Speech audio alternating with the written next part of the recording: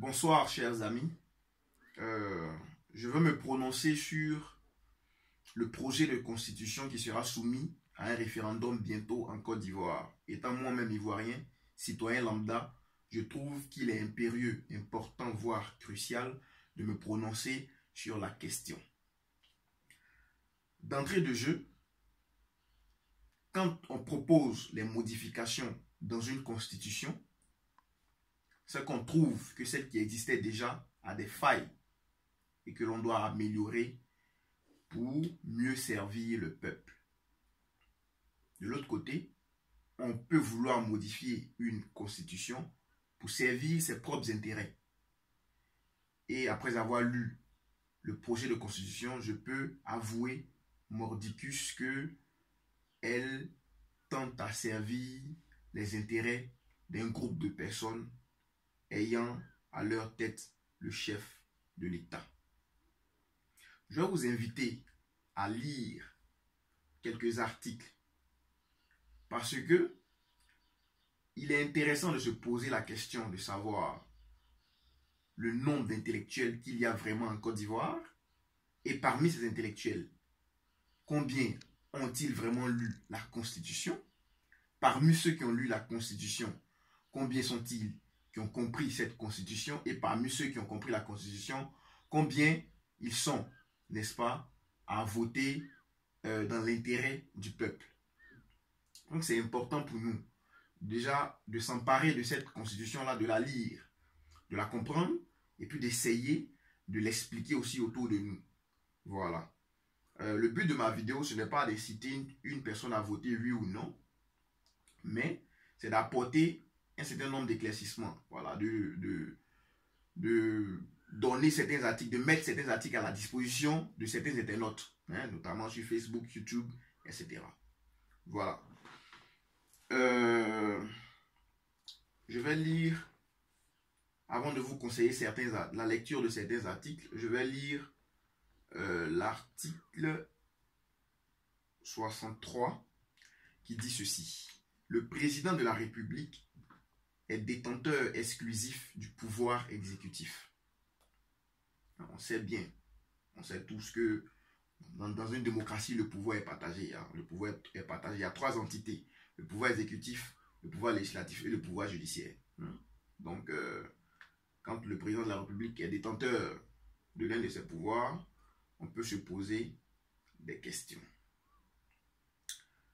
Je vais lire aussi l'article 177. Je cherche, je défile un peu. Voilà, l'article 177. Je n'invente rien, tout est écrit ici. Peut-être si le caméraman veut, il peut venir filmer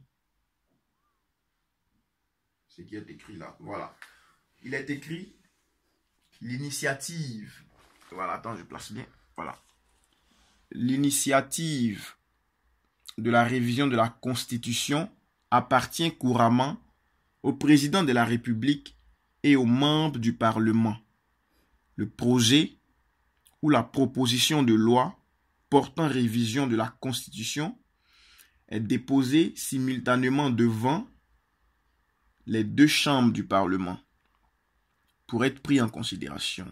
Le projet ou la proposition de révision doit être voté par la majorité absolue des membres du Congrès. Ainsi de suite, vous pouvez lire encore. Mais c'est-à-dire que si le président de la République souhaite la modification de la Constitution, ça ne passera pas par le peuple. Ça passera par, justement, comme c'est écrit ici, hein, par le Parlement qui est en majorité favorable, hein, à ce chef de l'État-là. Donc, le peuple n'aura pas forcément quelque chose à dire. En un mot, le peuple sera exclu d'une éventuelle modification dans la Constitution. Maintenant, je pense que... Attends, je voulais aussi lire un article, l'article 63, avant de vous conseiller certains articles que vous pouvez lire aussi. L'article 63. Un instant.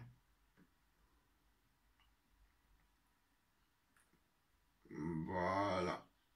concernant... Non, l'article 62, pardon.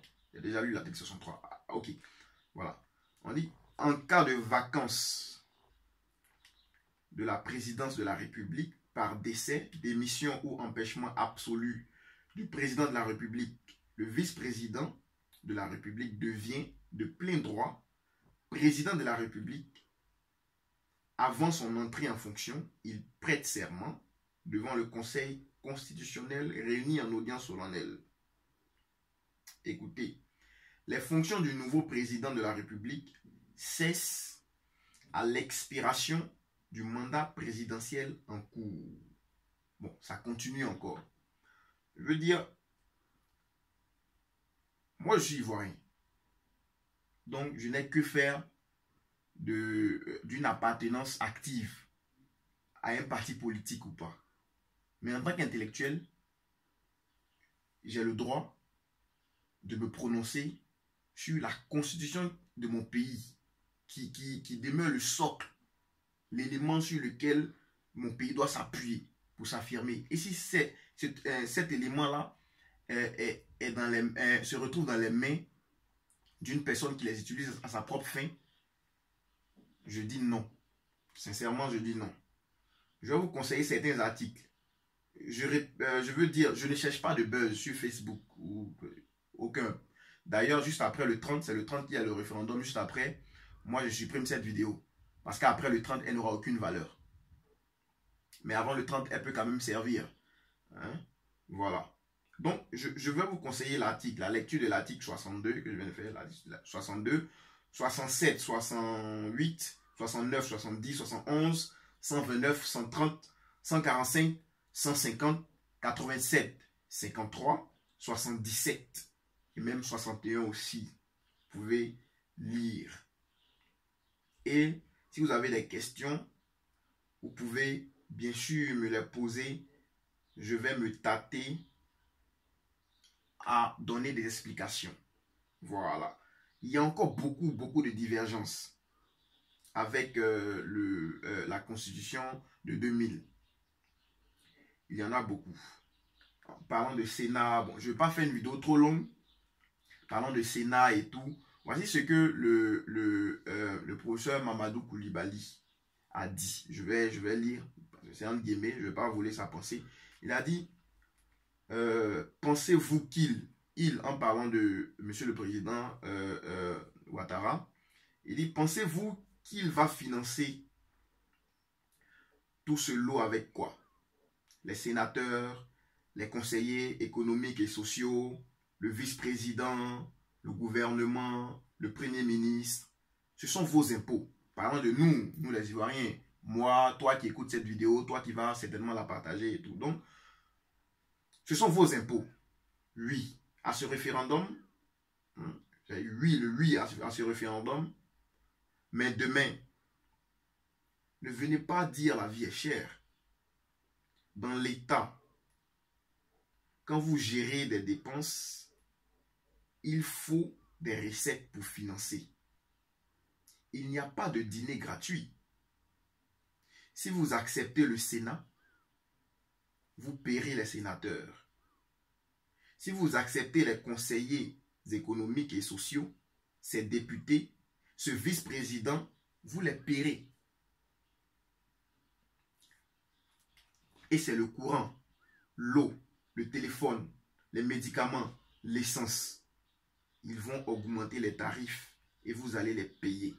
Ne venez pas dire après que la vie coûte cher alors que vous-même avez voté pour des dépenses supplémentaires. Je rappelle vite au passage qu'au Cameroun, il existe ce système-là, les Sénats. Donc il y a des sénateurs, il y a plus de environ 100 sénateurs au Cameroun. Le salaire minimum de ces sénateurs-là s'élève à 600 000 francs CFA. Qui les paye? C'est les impôts. C'est les impôts. Et dans ces 100 sénateurs-là, il y a 30, n'est-ce pas, qui sont nommés par le président et 70 élus par le peuple. Mais dans les 70 là encore, il y a encore des sénateurs qui sont favorables au pouvoir en place. C'est pour vous interpeller, hein, Ivoiriens, Ivoiriennes. Ne nous laissons pas embobiner de la sorte. C'est un groupe de personnes qui veut profiter de l'ignorance de la plupart des Ivoiriens pour se remplir davantage les poches.